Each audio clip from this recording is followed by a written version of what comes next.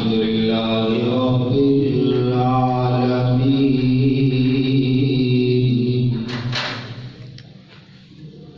والعاقبة للمتقين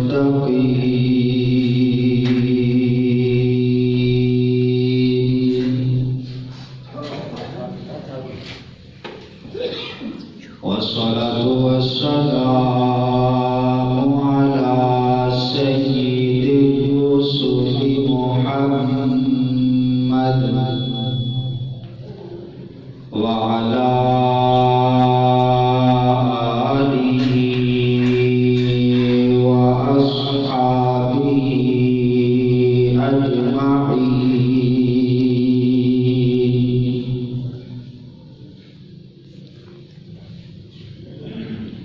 أما بعد فأعوذ بالله من الشيطان الرجيم.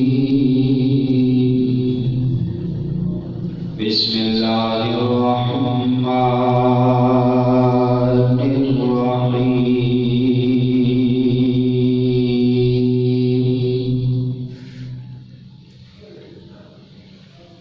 سبحان الذي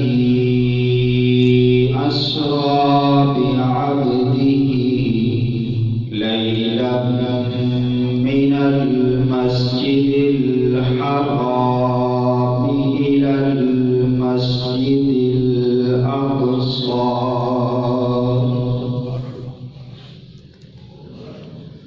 صدق الله العظيم وبلغنا رسوله النبي الكريم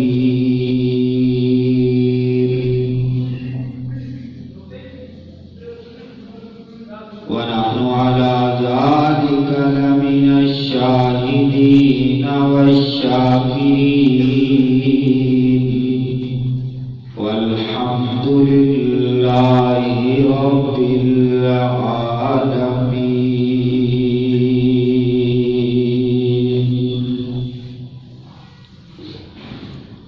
رب اشرح لي صدري ويسر لي أمري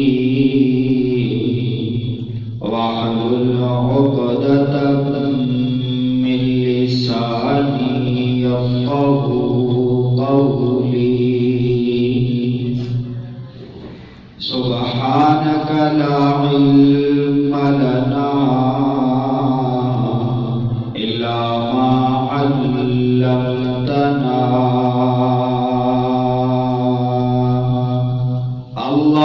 اللهم لا علم لنا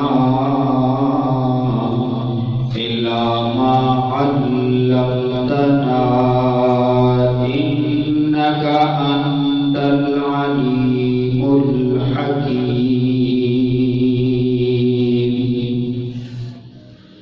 إن الله وملائكته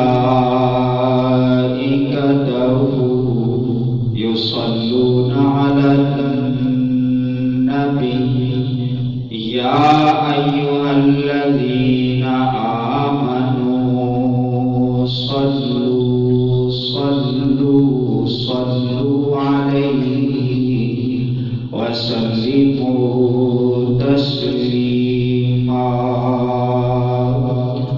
اللهم صل على محمد وعلى آل محمد كما صليت على إبراهيم وعلى آل إبراهيم إنك حميد مجيد. اللهم بارك على محمد وعلى آل محمد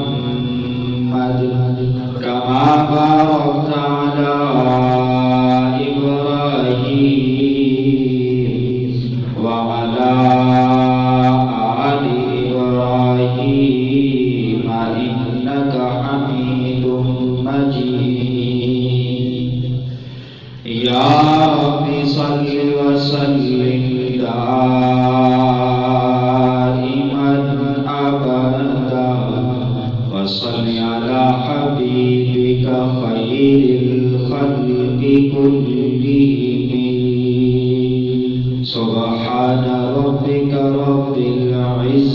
عما يصفون وسلام على المرسلين والحمد لله رب العالمين.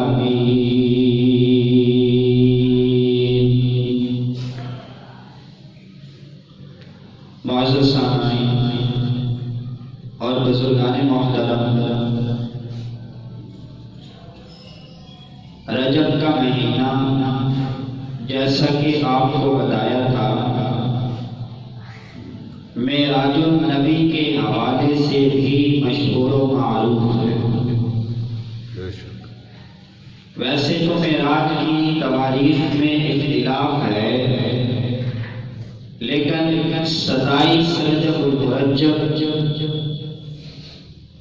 اس حوالے سے مشہور ہو گیا. سر یہ قوال جو آتی ہیں ختم کی. بہرحال اس بات میں کوئی شک و شبہ نہیں کہ پیغمبر علیہ السلام کو معراج ہوئی، اللہ نے آپ کو معراج عطا کیا، اور یہ نبی کریم صلی اللہ علیہ وسلم کی انفرادیت ہے، آپ کی خصوصیت ہے. یاد رکھیے کہ معراج دو طرح کا ہوتا ہے، ایک ظاہری معراج اور ایک باطنی معراج. ظاہری معراج یہ ہے کہ میں اونچی جگہ پہ بیٹھا ہوں، آپ نیچی جگہ پہ بیٹھے ہیں، اس کو کہا جاتا ہے ظاہری عروج، معراج، بلندی. ایک ہوتی ہے باطنی معراج. باطنی معراج کا مطلب یہ ہے کہ استاد بھی نیچے بیٹھا ہے، شاگرد بھی نیچے بیٹھا ہے، لیکن مقام و مرتبہ اور فضیلت کے اعتبار سے استاد کا رتبہ اور درجہ شاگرد سے اعلیٰ. باپ اور بیٹا ایک ہی جگہ پر بیٹھے ہیں، لیکن مقام و مرتبہ میں باپ کا رتبہ اعلیٰ ہے. اسی طرح پیر اور مرید ایک ہی جگہ پہ بیٹھے ہیں، لیکن پیر کا رتبہ مرید سے اعلیٰ. اسے کہا جاتا ہے باطنی معراج. اب یہ جو معراج کے دونوں درجے ہیں، پیغمبر علیہ السلام کو اللہ رب العزت نے باطنی معراج بھی عطا کیا اور ظاہری معراج بھی عطا کیا.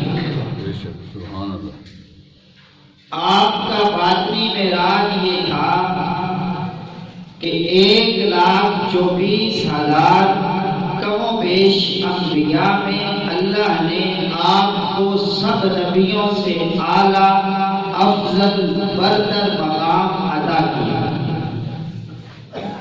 نہ صرف انبیاء پر بلکہ کائنات کی ہر چیز پر پیغمبر علیہ السلام کو فوقیت، درجہ، رتبہ عطا کیا. حضور بھی اسی مجلس میں بیٹھے ہیں، صحابہ بھی اسی مجلس میں بیٹھے ہیں، ظاہری اعتبار سے ایک ہی جگہ پر بیٹھے ہوئے نظر آ رہے ہیں، لیکن پیغمبر علیہ السلام کو باطنی معراج حاصل ہے کہ صحابہ جتنے بھی بڑے مقام و مرتبہ پر فائز ہو جائیں، لیکن وہ نبی کے مقام و مرتبہ تک نہیں پہنچ سکتے. تو یہ ہے باطنی معراج. پھر اللہ رب العزت نے اپنے پیارے حبیب کو صرف باطنی معراج نہیں بلکہ ظاہری معراج بھی عطا کیا.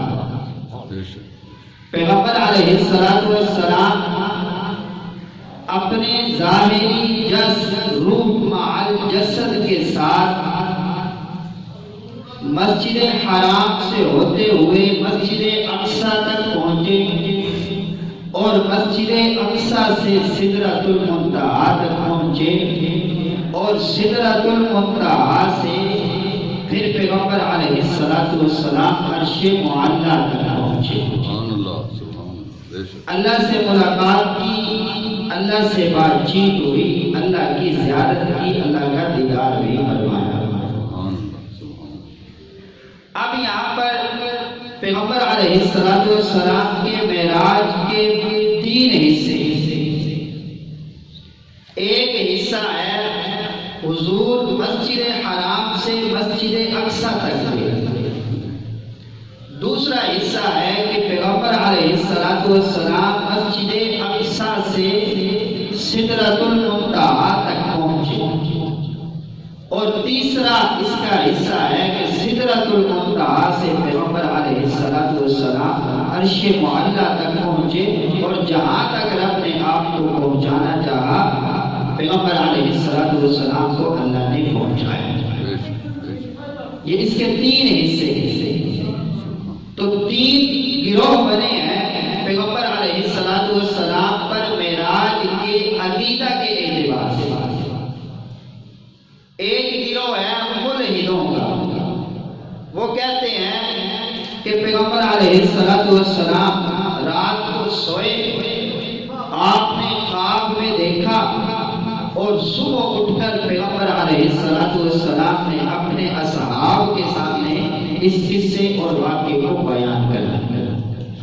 یہ ملحدوں کا عقیدہ ہے، دین اسلام کا اس سے کوئی تعلق نہیں۔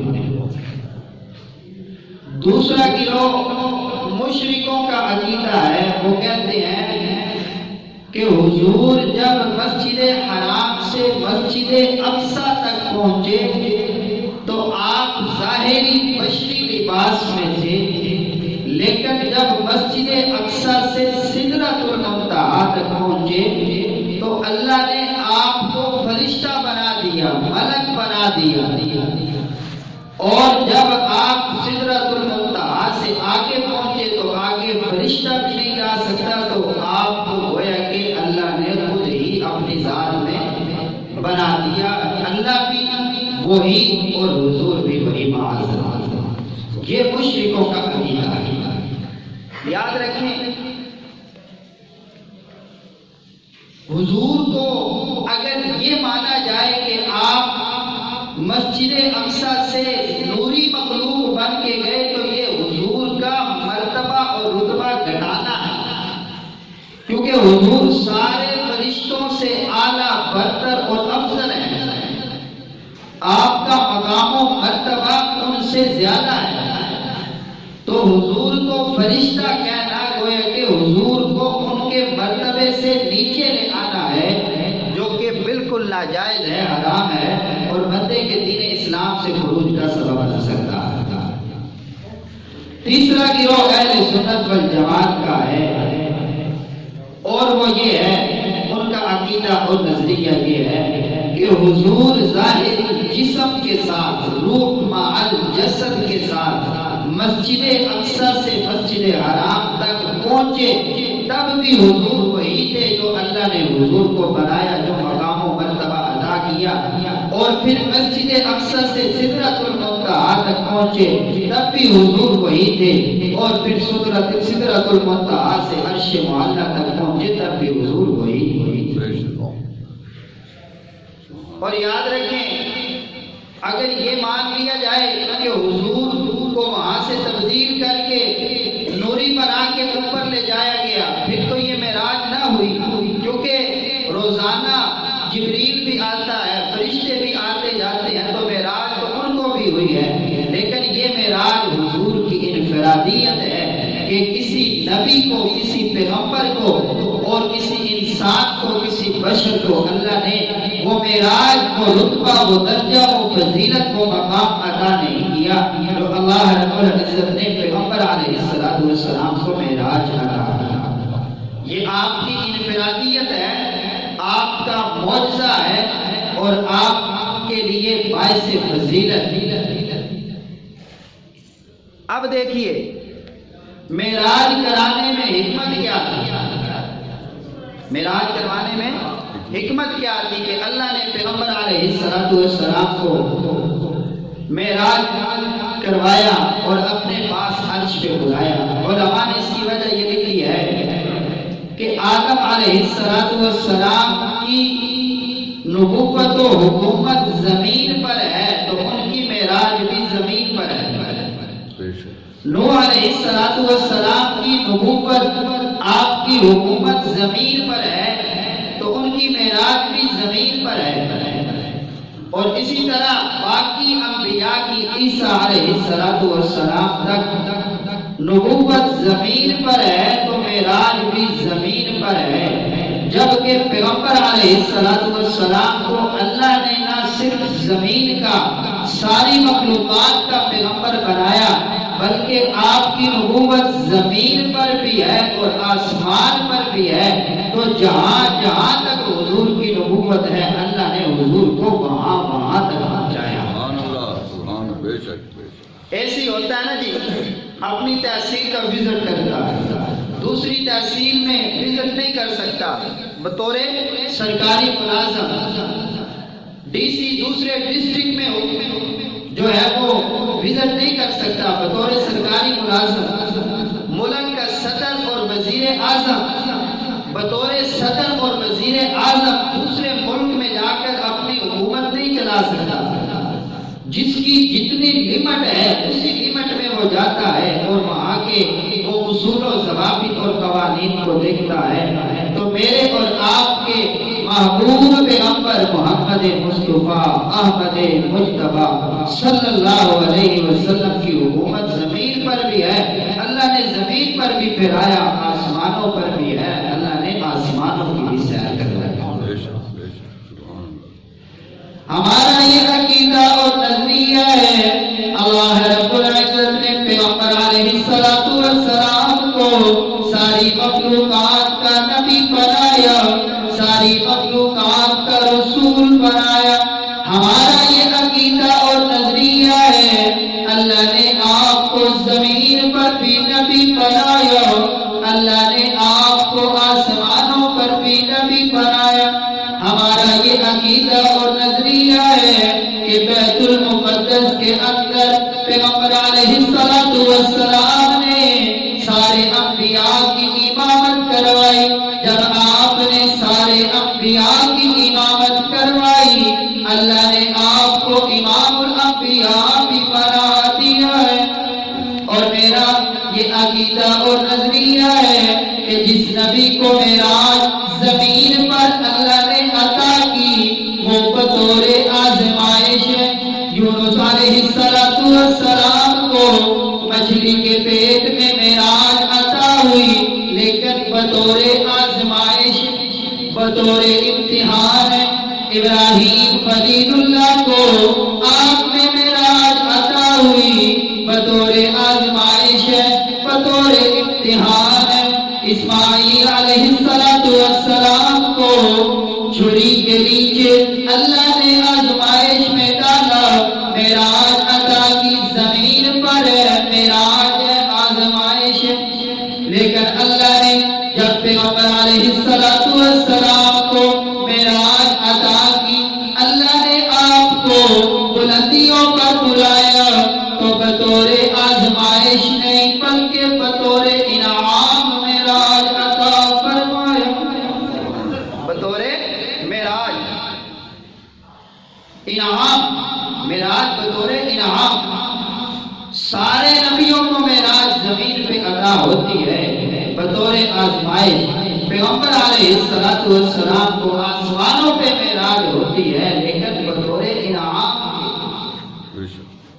یاد رکھیں کچھ بچے امتحان میں پاس ہو جاتے ہیں یہ بھی کامیاب ہے، کوئی تھرڈ آ جاتا ہے یہ بھی کامیاب ہے، کوئی سیکنڈ آ جاتا ہے یہ بھی کامیاب ہے، کوئی کلاس میں فرسٹ آ جاتا ہے یہ بھی کامیاب ہے۔ سارے بچے کامیاب ہیں لیکن یہ بچہ جو بورڈ میں ٹاپ کرتا ہے اس کی تو کیا بات ہے۔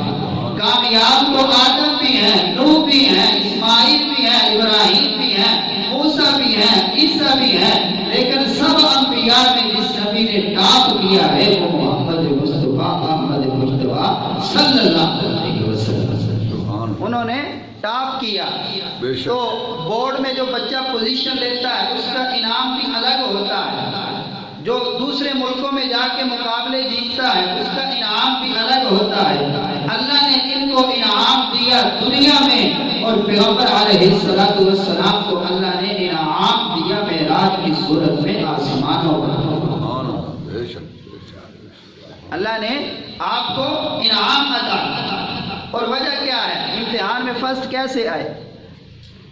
پیغمبر علیہ السلام کی روایت کا مفہوم ہے سارے انبیاء کی ساری تکالیفوں کو، مصائب کو اگر جمع کر لیا جائے تو مجھ محمد کی تکلیفیں پھر بھی زیادہ ہو جاتی ہیں۔ پیغمبر علیہ السلام ارشاد فرماتے ہیں اگر یہ مشرکین مکہ میرے ایک ہاتھ پر سورج بھی رکھ دیں، دوسرے ہاتھ پر چاند بھی رکھ دیں، تو میں اس دعوت سے باز آنے والا نہیں ہوں۔ پیغمبر علیہ السلام کو تکالیف میں مبتلا کیا گیا، آپ کو مسائل میں مبتلا کیا گیا، آپ کو پریشان کیا گیا، آپ کے قتل کے منصوبے بنائے گئے، آپ کو شبی ابی طالب نے اپنے خاندان سمیت محصور کر دیا گیا، آپ کو طائف میں جاتے ہوئے لہو لہان کر دیا گیا، آپ کو اپنا عظیم شہر مکہ چھوڑنے پر مجبور کر دیا گیا۔ اتنی مصیبتیں، اتنی پریشانیاں، سارے انبیاء کی مصیبتوں اور پریشانیوں کو جمع کریں، پھر بھی میرے اور آپ کے پیغمبر کی مصیبتیں اور پریشانیاں زیادہ ہیں۔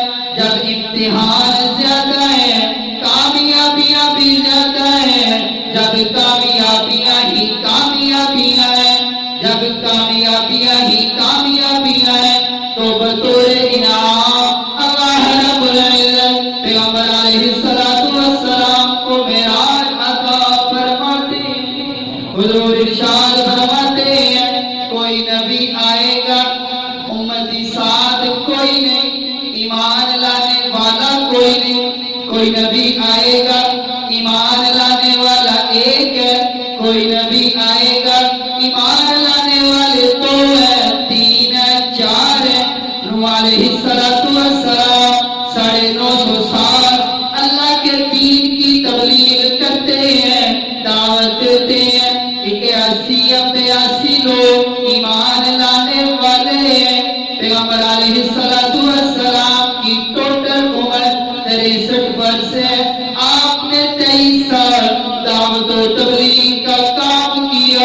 جب پیغمبر علیہ السلام دنیا سے پردہ فرماتے ہیں تو آپ کے ماننے والوں کی تعداد 1,24,000 یا 40,000 سے بھی تجاوز کر جاتی ہے۔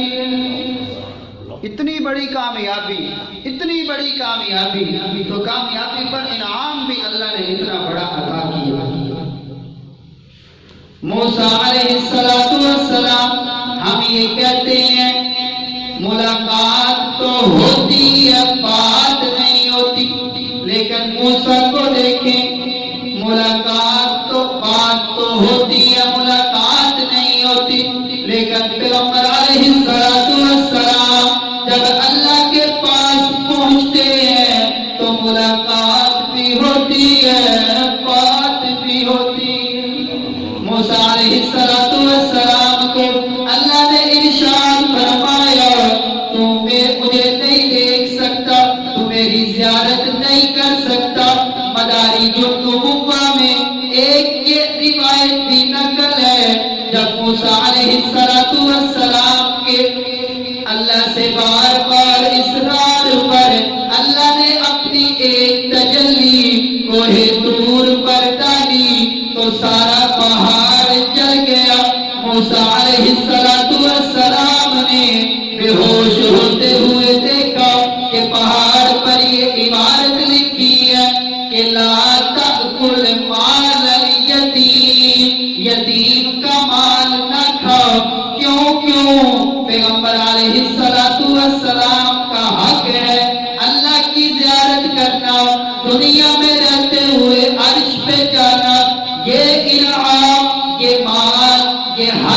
میں نے اپنے محبوب کے لیے لکھ دیا ہے، کوئی اور اس کو لینے کی خواہش کرے گا تو وہ اس کو حاصل نہ کر سکے گا۔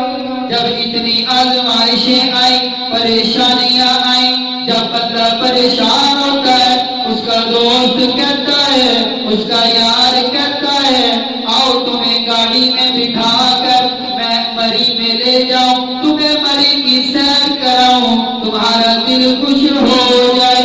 پیغمبر علیہ السلام نے دعوت دی، تکالیف برداشت کی، مصائب برداشت کیے، تو اللہ نے اپنے محبوب کو اپنے پاس بلایا، محبوب میرے پاس آؤ، آپ کو جنت دکھاؤں، اپنی کل کائنات کو دکھاؤں تاکہ آپ کا دل خوش ہو جائے۔ اللہ ارشاد فرماتے ہیں سبحان الذی اسری بعبدہ لیلا من المسجد الحرام الى المسجد الاقصى الذي باركنا حوله لنريه من آياتنا۔ پاک ہے وہ ذات جو اپنے بندے کو راتوں رات مسجد حرام سے مسجد اقصی تک لے گئی، وہ مسجد اقصی جس کے ارد گرد برکتوں کا ظہور ہوتا ہے، لِنُرِيَهُ مِنْ آیاتنا، تاکہ ہم آپ کو اپنی قدرت کی نشانیاں دکھلا دیں۔ خواب میں دیکھنا تو کوئی عروج نہیں ہوتا، خواب میں ہم پتہ نہیں امریکہ میں بھی پھر آتے ہیں، انڈیا میں بھی پھر آتے ہیں، کہیں کہیں پہ پہنچ جاتے ہیں۔ اللہ نے حضور کو ظاہری جسم اور روح کے ساتھ جو ہے وہ معراج کروایا۔ آج کچھ لوگ اعتراض کرتے ہیں کہ تھوڑا سا اوپر جائیں پریشانیاں بن جاتی ہیں، ہم نے تو بڑے بڑے خلائی راکٹ بنا لیے، ایک مخصوص لمٹ تک جانے کے بعد ہم آگے نہیں جا سکتے۔ تم کہتے ہو حضور کو اللہ نے آسمانوں پہ بلایا، ہم اتنی ترقی کر چکے ہیں، ہمارے پاس ٹیکنالوجی بڑی ہے، لیکن پھر بھی ہم ایک مخصوص لمٹ سے آگے نہیں جا سکتے، تمہارے نبی ایک مخصوص لمٹ سے آگے کیسے جا سکتے؟ تو اللہ نے 1400 سال پہلے اس بات کا جواب دیا۔ اللہ نے فرمایا حضور گئے نہیں بلکہ اللہ لے گئے۔ اسرا، حضور گئے نہیں اللہ لے گئے۔ میرے اور آپ کے ذہن میں یہ سوال پیدا ہوا اللہ کیسے لے گئے؟ اللہ ارشاد فرماتے ہیں سبحان، اللہ کی ذات ہر کمزوری سے پاک ہے۔ ایک عیب ہوتا ہے، ایک کمزوری ہوتی ہے۔ عیب کہتے ہیں خامی کو، اور کمزوری کے لیے ضروری نہیں کہ وہ عیب ہو۔ تو اللہ ہر عیب سے نہیں، ہر کمزوری سے پاک ہے۔ وہ کیسے؟ مجھ کو اور آپ کو تھکاوٹ ہو تو نیند آ جاتی، نیند آنا عیب ہے، عیب نہیں کمزوری ہے۔ ہمیں کھانے پینے کی عادت ہوتی ہے، بھوک لگ جائے تڑپ اٹھتے ہیں، مچل پڑتے ہیں، یہ کمزوری ہے، عیب نہیں ہے۔ تو اللہ نے شروع کے اندر کافروں کو بھی جواب دیا کہ اللہ تعالیٰ ہر قسم کی کمزوری سے پاک ہے۔ یہ جو اوازون کی طے ہے، یہ جو فضا کے اندر گیسیں ہیں، یہ جو سورج کی گرمی ہے، اللہ رب العزت ان میں سے کسی کے محتاج نہیں ہے، نہ یہ چیزیں اللہ کو کمزور کرتی ہیں۔ اللہ آدم کو جنت سے زمین پہ بھیج سکتے ہیں تو زمین سے حضور کو جنت میں کیسے نہیں لے کے جا سکتے؟ اللہ کا قرآن کہتا ہے سبحان الذی اسری بعبدہ لیلا من المسجد الحرام الى المسجد الاقصى۔ وہ ذات ہر کمزوری سے پاک ہے جس نے اپنے بندے کو زمین سے اٹھایا، مسجد حرام سے مسجد اقصی تک پہنچایا،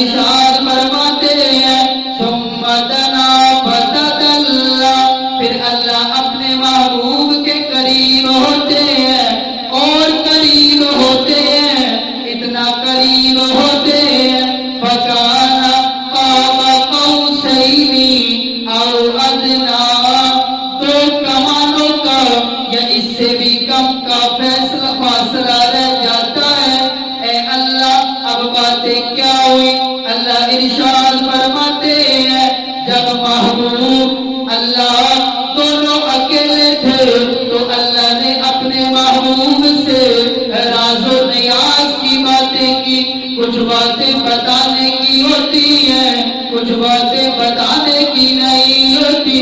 اللہ ارشاد فرماتے ہیں فَأَوْحَىٰ إِلَىٰ عَبْدِهِ مَا أَوْحَىٰ، اللہ نے جو چاہا اپنے بندے کی طرف وہی فرمایا۔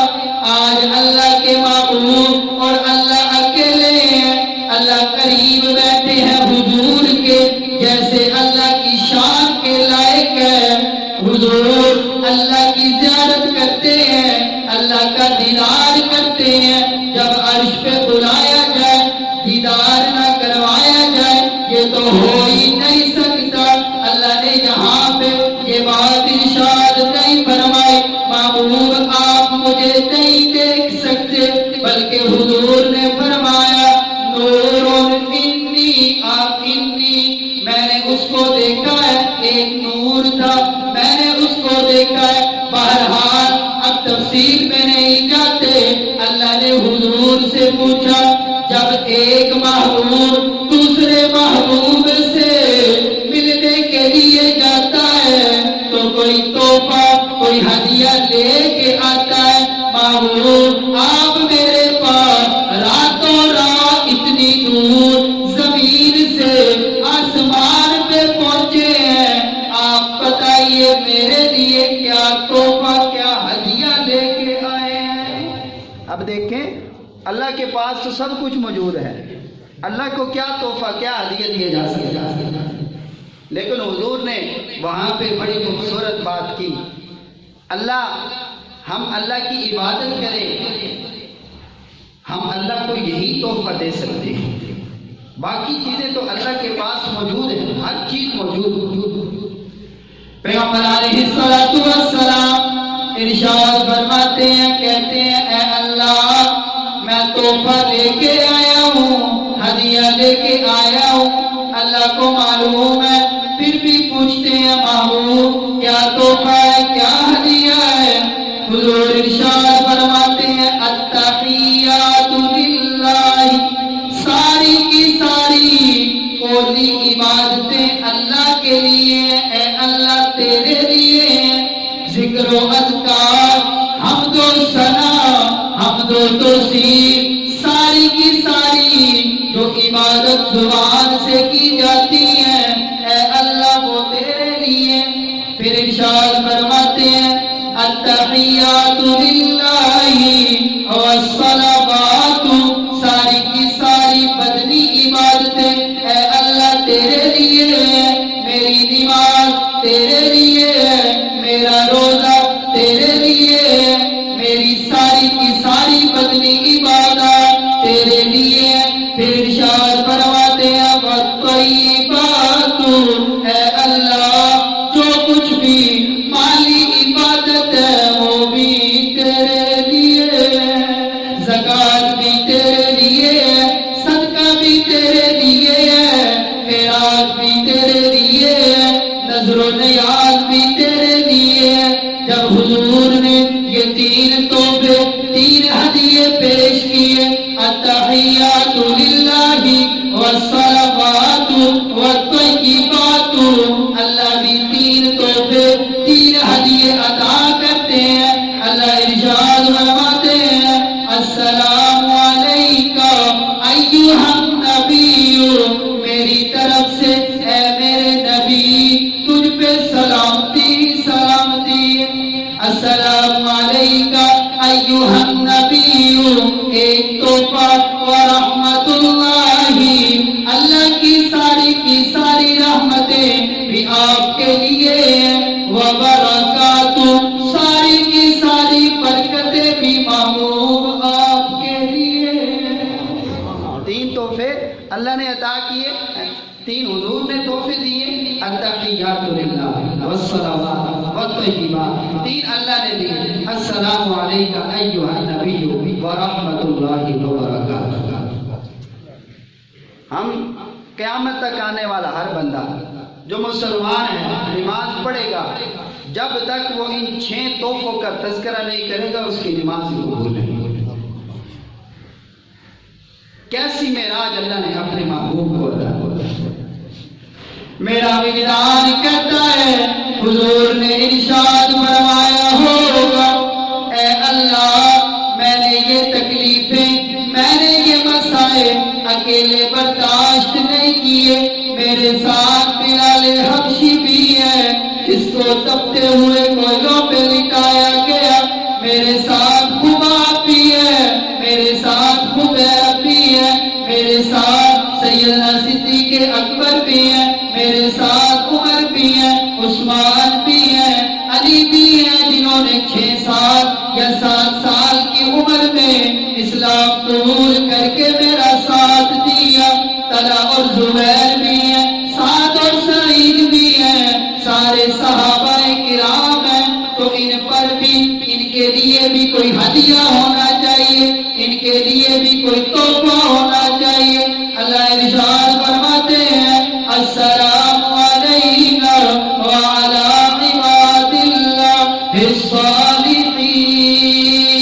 الصالحین۔ محبوب صرف آپ کے ساتھ ان صحابہ پر نہیں بلکہ قیامت تک کے لیے جو بھی نیک بندہ آئے گا آپ کی سنت کو اپنائے گا، آپ کے طریقے کو اپنائے گا، آپ کی سنتوں پر اپنی جانوں کے نذرانے پیش کرے گا، عباد وعلی عباد اللہ الصالحین، اگر وہ نیک بندہ ہوگا تو اللہ کی طرف سے سارے کے سارے نیک بندوں پر بھی سلامتی ہی سلامتی ہے۔ آج ہم کہتے ہیں جی پریشانیاں بڑی ہیں، تو اللہ تو فرماتے ہیں السلام علینا وعلی عباد اللہ الصالحین۔ اللہ ہی نہیں، جو نیک بندہ ہے، نیک بندہ حضور کی کامل اتباع کرتا ہے، میں نماز پڑھتا ہوں تب بھی کہتا ہوں یا اللہ اپنے نیک بندے پہ سلامتی بھیج۔ دنیا میں جہاں کہیں بھی مسلمان نماز پڑھتے ہیں کہتے ہیں یا اللہ ان نیک بندوں پہ اپنی طرف سے سلامتی بھیج، ان کو دعائیں دیتے، تو پھر کیسے ان پہ پریشانیاں مصیبتیں؟ آج ہم مصیبتوں کا پریشانیوں کا رونا روتے ہیں، وجہ کیا ہے؟ وجہ یہی ہے کہ ہم پیغمبر علیہ السلام کی اتباع سے دور ہیں، ہم اپنے آپ کو کسی نہ کسی طریقے سے عباد الصالحین میں داخل کریں۔ شہروں میں دیکھا ہے وہ رکشے والا ٹریفک کے اندر کسی نہ کسی طرح سے اندر رکشہ گھسیڑ دیتا ہے، تو ہم بھی کسی نہ کسی طرح جو ہے وہ عباد الصالحین میں داخل ہوں، جو موقع ملے نیکی کا ہاتھ سے نہ جانے دیں۔ اللہ نے نیکی کا موقع دیا ہے، ہو سکتا ہے کہ اسی نیکی کی وجہ سے اللہ مجھے عباد الصالحین کے اندر داخل کرتا۔ جب حاملین عرش اٹھتے ہیں کہ حضور نے 3 تحفے دیے، اللہ نے 3 تحفے دیے، تو جو حاملین عرش ہیں وہ بھی کہتے ہیں اشہد ان لا الہ الا اللہ واشہد ان محمدا عبدہ ورسولہ۔ اے اللہ آپ نے بھی 3 تحفے دیے، حضور نے بھی 3 تحفے دیے، ہم فرشتے بھی اس بات کی گواہی دیتے ہیں اے اللہ تو ایک ہے، تو واحد ہے، تو احد ہے، تو صمد ہے، تو بے نیاز ہے، اور ہم اس بات کی بھی گواہی دیتے ہیں کہ پیغمبر علیہ السلام آپ کے بندے اور آپ کے رسول ہیں۔ واقعہ بڑا تفصیل طلب ہے۔ حضور کو موقع معراج پر نماز کا تحفہ ملا، سورہ بقرہ کی آخری آیات اللہ نے عطا کی، اور اس کے ساتھ ساتھ جو ہے اللہ نے شفاعت کبریٰ حضور کو عطا کی۔ تو لہذا دیکھیں جو چیز معراج پہ ملی ہے اس چیز کو پکڑیں گے تو اللہ ہمیں بھی معراج عطا فرما دے گا، باطنی معراج اللہ ہمیں بھی عطا فرما۔ حضور نے فرمایا الصلاۃ معراج المومن، نماز مومن کی معراج ہے۔ کیسے معراج ہے؟ جب یہ ملی معراج پہ ہے تو جو اس کو اپناتا ہے اللہ اسے بھی معراج عطا کر دیتے ہیں۔ آج ہم پستی میں ہیں، وجہ کیا ہے؟ وجہ یہی ہے کہ ہم نے نماز کو چھوڑ دیا ہے، پیغمبر علیہ السلام کی اتباع کو چھوڑ دیا۔ یاد رکھیں حضور کی اتباع میں اتنا مزہ، اتنا سرور، اتنی، میں پہلے بھی ایک بات کی تھی کہ ایک بزرگ گزرے ہیں، ان کا نام میرے ذہن میں نہیں، انہوں نے لکھا کہ اگر بادشاہوں کو پتہ چل جائے کہ ہمیں عبادت میں لذت کتنی آتی ہے تو یہ اپنے لشکر لے کے آئے اور ہم سے اس عبادت کا مزہ چھیننا چاہیں۔ ان کو پتہ ہی نہیں ہے، ان کو پتہ ہی نہیں ہے کہ دنیا کی دولت میں وہ سکون نہیں جو سکون جو ہے حضور کی کامل اتباع میں نصیب ہوتا ہے۔ پیغمبر علیہ السلام معراج پہ جاتے ہیں، پیغمبر علیہ السلام کو کچھ لوگ دکھائے جاتے ہیں، آپ ایک جماعت کے پاس سے گزرتے ہیں، آپ کیا دیکھتے ہیں کہ ان کے ناخن تانبے کے بڑے لمبے لمبے ہیں، وہ اپنے ناخنوں کے ساتھ اپنے چہروں کا گوشت بھی نوچتے ہیں اور اپنے سینوں کا گوشت بھی نوچتے ہیں۔ حضور نے جبریل امین سے پوچھا کہ اے جبریل، ان کو یہ عذاب کس وجہ سے دیا جا رہا ہے؟ جبریل امین کہتے ہیں، عرض کرتے ہیں، یا رسول اللہ، یہ وہ لوگ ہیں جو دنیا کے اندر اپنے بھائیوں کے عیب بیان کیا کرتے تھے، ان کی غیبت کیا کرتے تھے، تو غیبت کرنے کے گناہ میں اللہ نے ان کو یہ سزا دی ہے کہ یہ اپنے ہی ناخنوں کے ساتھ اپنے جسموں کو قیامت تک کے لیے نوچتے رہیں گے۔ آپ کے اور میرے لیے سبق ہے، ابھی ہم زندہ ہیں، سانس میں سانس ہے، جب تک موقع ہے کوشش کریں اپنے آپ کو غیبت سے بچا لیں، غیبت سے معقول کر لیں، اپنی بیٹی کو، اپنی بہو کو، اپنی بیوی کو، اپنی ماں کو سمجھا دیں کہ غیبت کرنا بہت بڑا گناہ ہے۔ اللہ نے اپنے حبیب کو دکھلایا، غیبت کرنے والے کا انجام یہ ہوتا ہے۔ حضور آگے چلتے ہیں، آگے کیا دیکھتے ہیں کہ کچھ لوگ ہیں، ان کے پیٹ مکانوں کی طرح پڑے ہوئے، ان کے اندر سانپ اور بچھو چل رہے ہیں۔ حضور جبریل سے پوچھتے ہیں، یہ کون لوگ ہیں جن کے پیٹ اتنے بڑے ہوئے ہیں اور ان کے اندر سانپ اور بچھو ہیں؟ جبریل امین کہتے ہیں، عرض کرتے ہیں، یا رسول اللہ، یہ وہ لوگ تھے جو دنیا کے اندر سود کھایا کرتے، جو یہ کہتے تھے ایک جہاں میٹھا ہو کے میٹھا، دنیا کے اندر سود کھایا کرتے تھے، اپنا مال، اپنا پیسہ قرض دے کر اس پہ سود کھایا کرتے تھے، لوگوں کا مال حرام کھاتے تھے، تو حرام کھانے کی وجہ سے، سود کھانے کی وجہ سے اللہ نے ان پہ یہ عذاب مسلط فرما دیا ہے۔ تھوڑی دور آگے چلتے ہیں، کچھ لوگوں کو دیکھتے ہیں کہ فرشتے ان کے سروں پر پتھر مارتے ہیں، سر کچلے جاتے ہیں، پھر درست ہو جاتے ہیں، پھر کچلے جاتے ہیں، پھر درست ہو جاتے ہیں۔ آپ پوچھتے ہیں یہ کون لوگ ہیں؟ جبریل امین عرض کرتے ہیں، اے یا رسول اللہ، یہ وہ لوگ ہیں جو دنیا میں نمازوں میں سستی کیا کرتے تھے، اللہ نے ان کو یہ سزا دی ہے، قیامت تک کے لیے ان کے سروں کو اسی طرح کچلا جاتا رہے گا اور اسی طرح درست کیا جاتا رہے گا۔ کتنا بڑا وبال ہے بے نمازی کے لیے کہ اس کے ساتھ یہ ہوگا۔ اللہ نے اپنے پیارے حبیب کو دکھلایا۔ پیغمبر علیہ السلام کچھ دور آگے چلتے ہیں، کیا دیکھتے ہیں؟ کچھ لوگ ہیں، ان کی شرمگاہوں پر آگے کی طرف چیتھڑے لٹکے ہوئے ہیں، پیچھے کی طرف چیتھڑے لٹکے ہوئے ہیں، یہ جانوروں کی طرح چلتے ہیں۔ آگے آپ دیکھتے ہیں کچھ لوگ ہیں جن کے سامنے صاف گوشت ہے، ایک ہانڈی میں گلا سڑا گوشت ہے، وہ اس گلے سڑے گوشت سے کھاتے ہیں، صاف گوشت نہیں کھاتے۔ جہنم کی آگ ان کے پیٹوں کے اندر جاتی ہے۔ حضور پوچھتے ہیں، جبریل یہ کون لوگ ہیں؟ جبریل عرض کرتے ہیں، یا رسول اللہ، یہ وہ لوگ ہیں جن کے پاس حلال طیب مال تھا، پاک مال تھا، صاف مال تھا، لیکن یہ ساری رات زانیہ فاحشہ عورتوں کے ساتھ راتیں گزار دیا کرتے تھے۔ گھر کے اندر بیوی موجود ہے، لیکن اس کے باوجود بھی راتوں کو فاحشہ زانیہ عورتوں کے ساتھ یہ راتیں گزارا کرتے تھے۔ اور وہ عورتیں جن کے شوہر موجود ہیں اور وہ زانی اور فاحش مردوں کے ساتھ اپنی راتوں کو کالا کرتی ہیں، ان کا یہ انجام ہے، اور قیامت تک کے لیے اللہ ان کو اسی عذاب میں مبتلا العزت ہمیں ان چیزوں سے محفوظ فرمائے، ہماری حفاظت فرمائے۔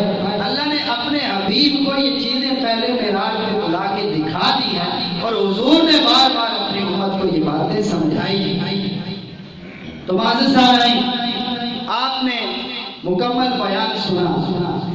ہمیں واقع معراج سے یہی سبق ملتا ہے کہ پیغمبر علیہ السلام کو معراج پر جو تحفہ نماز کی صورت میں دیا گیا ہے، ہم اس کی مکمل طرح سے حفاظت کریں، جس کا خود اللہ نے قرآن کریم کے اندر 700 مرتبہ جو ہے وہ اشارتاً، دلالتاً اور صراحتاً حکم ارشاد فرمایا۔ اور حضور نے فرما دیا مسلمان اور کافر کے درمیان فرق کرنے والی چیز نماز۔ اب یہ 5 میں نے آپ کو گناہ گنوائے، 5 بڑے گناہ ہیں جن کی وجہ سے ان لوگوں کو عذاب ہو رہا تھا، اور پیغمبر علیہ السلام نے امت کو آ کے ان کے بارے میں بتایا ہے کہ ان کو ان گناہوں کی وجہ سے عذاب ہوگا۔ تو اللہ رب العزت ہمیں صحیح معنوں میں دین حق کی سمجھ عطا فرمائے، دین حق پر عمل کرنے کی توفیق عطا فرمائے، ہمیں عباد الصالحین کے اندر داخل فرمائے کہ جب بھی کسی بھی مسجد میں کسی بھی جگہ پر نمازی نماز کے لیے کھڑے ہوں گے تو جب وہ نماز کے اندر پڑھیں گے السلام علینا وعلی عباد اللہ الصالحین، ان کی دعاؤں کی برکت سے ہو سکتا ہے اللہ ہماری بھی بخشش اور مغفرت فرما دے۔ اللہ رب العزت عمل کی توفیق